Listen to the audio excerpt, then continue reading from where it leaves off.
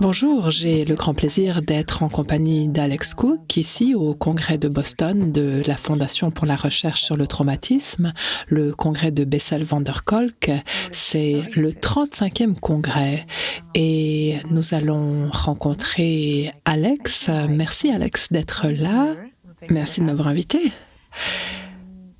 Alors, découvrons qui vous êtes et ce que vous faites. Je sais que vous travaillez beaucoup avec les adolescents et les enfants et les personnes traumatisées, c'est-à-dire une population dont il nous faut absolument prendre soin.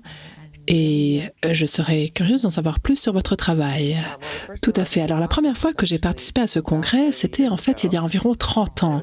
Et il se tenait au même endroit, ce qui est assez ironique. Alors, donc, j'ai fait un post-doctorat au Trauma Center de Bessel van der Kolk et ensuite, j'ai dirigé le programme des services pour les enfants du centre pendant quelques années, puis je suis devenue directrice associée jusqu'à ce que je quitte finalement en 2018, juste avant que le centre ne devienne la Fondation pour la recherche sur le traumatisme. Et pendant que j'y étais, j'ai rencontré mes collègues Liz Warner et Anne Westcott, ainsi que Heather Finn, et nous avons aussi collaboré avec une femme appelée Jane Kumar pour développer un modèle permettant de traiter les enfants traumatisés.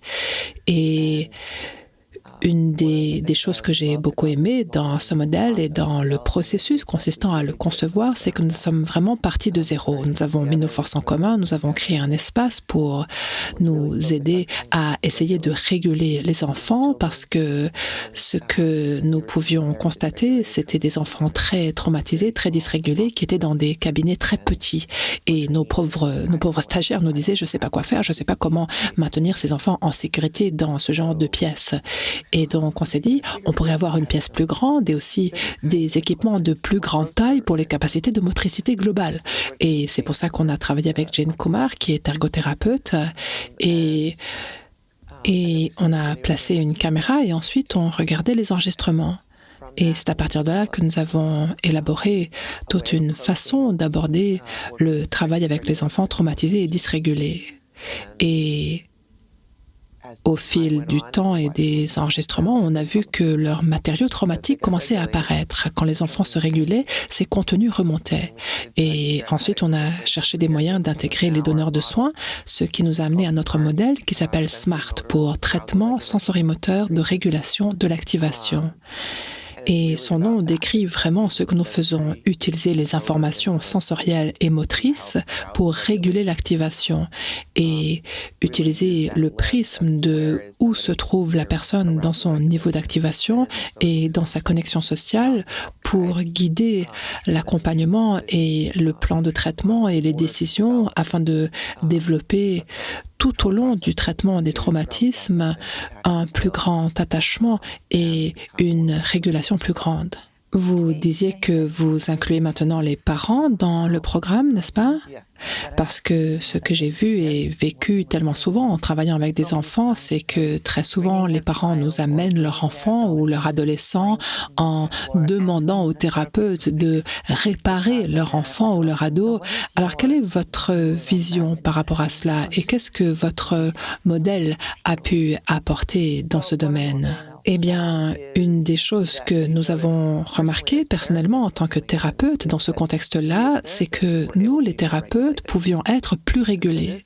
Et donc, nous sommes un adulte dans la pièce qui vit l'expérience d'être plus régulé.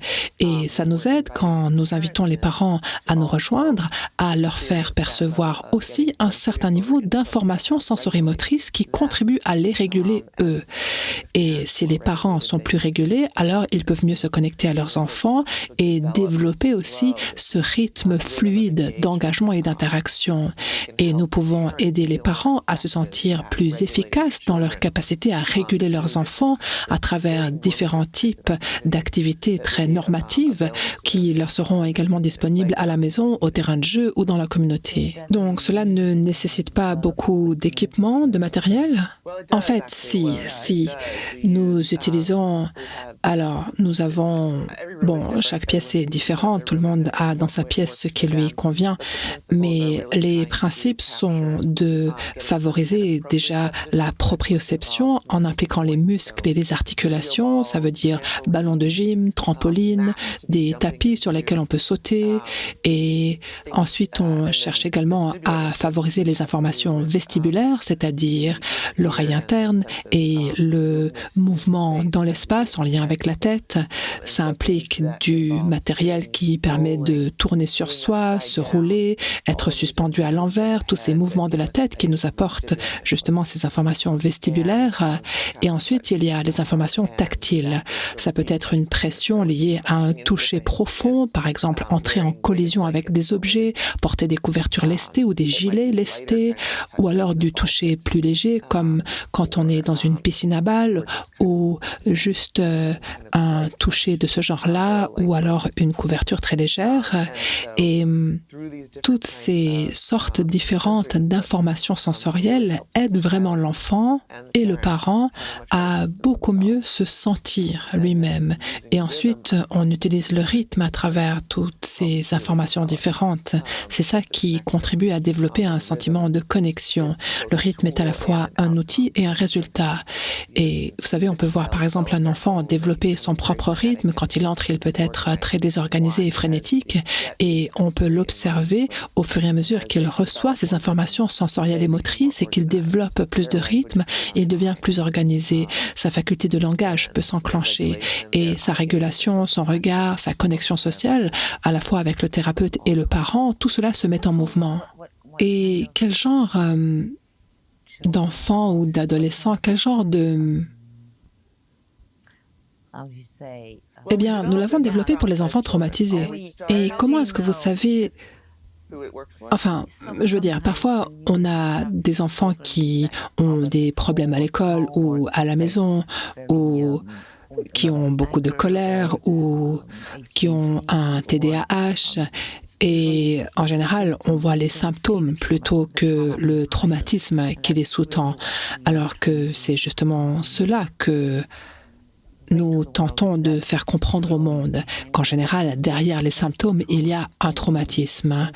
Alors que les gens ne viennent pas forcément nous voir. Enfin, parfois, des parents viennent après avoir, par exemple, traversé un divorce ou un événement traumatisant, mais parfois, ils viennent aussi simplement en disant « je ne sais pas ce qui se passe, mais mon enfant a des difficultés ». Je suppose que ça vous arrive aussi, non ? Oui, tout à fait. Bon, notre position était spéciale parce qu'on travaillait au centre du traumatisme, le Trauma Center, et comme le mot était dans le nom, les gens avaient déjà passé l'étape consistant à identifier un traumatisme comme racine du problème. Mais ça, c'est assez inhabituel, dans le sens où la plupart des endroits sont juste des centres communautaires de santé mentale ou ont un autre nom, donc c'est pas forcément identifié. Mais le traumatisme complexe implique tellement de genres de problèmes différents. Régulation de l'affect, dysrégulation des comportements, sentiment d'identité. Donc c'est quelque chose qui dépasse tous les diagnostics et toutes les catégories liées aux problèmes manifestes.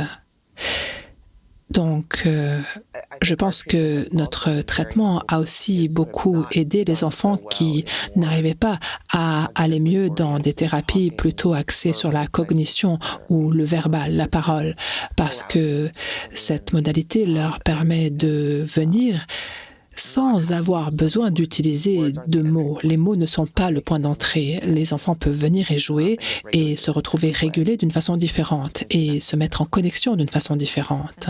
Et comment pouvons-nous nous former à ce modèle, au modèle SMART? Nous proposons des formations régulières en ligne grâce au COVID.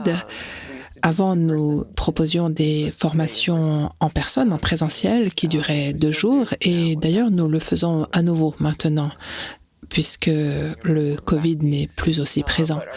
Mais notre formation en ligne est disponible plusieurs fois par année. En général, ce sont des sessions de 2 heures sur 5 semaines. Et nous utilisons beaucoup de vidéos dans ces formations. Le nombre de stagiaires est limité, ce qui veut dire qu'il y a aussi des salons de discussion pour les interactions avec les autres participants. Et ce que nous avons constaté, c'est que le fait que ça dure sur 5 semaines permet aux gens de vraiment beaucoup mieux intégrer les informations parce qu'ils peuvent mettre en pratique les principes et les idées, soit avec leurs clients, leurs patients, leurs familles ou avec eux-mêmes entre les sessions. Donc, j'ai l'impression qu'à la fin des 5 semaines, ils terminent la formation en étant vraiment prêts à essayer de mettre en œuvre les informations proposées. Et ensuite, on les encourage à rejoindre des groupes de supervision pour travailler sur les différents obstacles qu'ils peuvent rencontrer ou vraiment trouver des moyens de les aider à consolider le modèle. Et vous avez écrit un livre en collaboration, n'est-ce pas, un livre collectif. Qu'est-ce qu'on trouve dans ce livre? Je ne suis pas sûre que nous allons pouvoir le traduire, mais pourquoi pas? Et nous serions vraiment honorés de le traduire en français. Eh bien, nous aussi, il est actuellement en train d'être traduit en italien, en mandarin et en norvégien. Et donc, nous aimerions beaucoup qu'il soit traduit en français pour pouvoir vraiment être au service de la communauté de France et de toutes les autres nations francophones. Et que trouve-t-on dans ce livre? Ah oui, pardon. Non, pas de problème. C'est génial et c'est encourageant aussi, vous savez, parce que ce qui arrive souvent, c'est que les gens dont nous parlons, ce sont des gens qui inspirent vraiment les autres et vous en faites partie. Et ces personnes, souvent, ont écrit des livres qui ne sont pas disponible en français et ça fait justement partie de la mission de Quantum Way, c'est-à-dire amener tous ces savoirs, toute cette compréhension vraiment profonde du traumatisme et du traitement des traumatismes dans le monde francophone. D'accord, donc notre livre est intitulé « Transformer le traumatisme chez les enfants et les adolescents ». Vous le trouverez sur Amazon et chez North Atlantic, notre éditeur. Il a été publié, je crois, en 2020. Et quel est le contenu de ce livre? Eh bien, il présente tout le modèle avec des images et des études de cas pour illustrer à quoi ressemble le travail avec, vous savez, des enfants et des familles compliquées. Et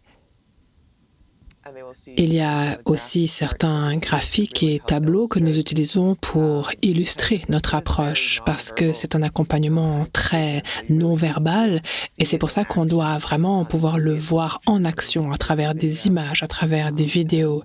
Et ça ne suffit pas de juste le décrire par des mots. Voilà, c'est ça qu'il y a dans ce livre. Merci. Est-ce que vous aimeriez ajouter quelque chose que vous avez appris et que vous aimeriez peut-être dire aux parents ou y a-t-il un message que vous souhaitez communiquer au public français parce que cet entretien sera traduit en français? Quel est le message le plus important que vous souhaitez transmettre aux thérapeutes mais aussi aux parents peut-être? J'ai l'impression que ce traitement est vraiment très accessible. Beaucoup de gens nous disent « Ah, en fait, je faisais des choses qui ressemblent, mais je ne savais pas pourquoi ça fonctionnait ou pourquoi je le faisais. » Et cette approche donne justement un cadre qui explique les raisons pour lesquelles c'est utile. Donc, ce ne sera pas un traitement totalement inhabituel qui vous semble complètement différent de ce que vous faites déjà. J'ai vraiment l'impression que c'est un traitement, un accompagnement très accessible à la fois pour les cliniciens et les parents. Et ce que nous faisons dans notre cabinet, nous pouvons aisément le traduire à la maison. On regarde avec les parents comment est-ce qu'on peut trouver des moyens chez vous d'apporter ces informations proprioceptives, vestibulaires et tactiles à votre enfant d'une façon qui vous convient. D'accord, merci beaucoup Alex. Enchantée d'avoir fait votre connaissance. Merci à vous, c'était chouette d'avoir cette occasion, merci.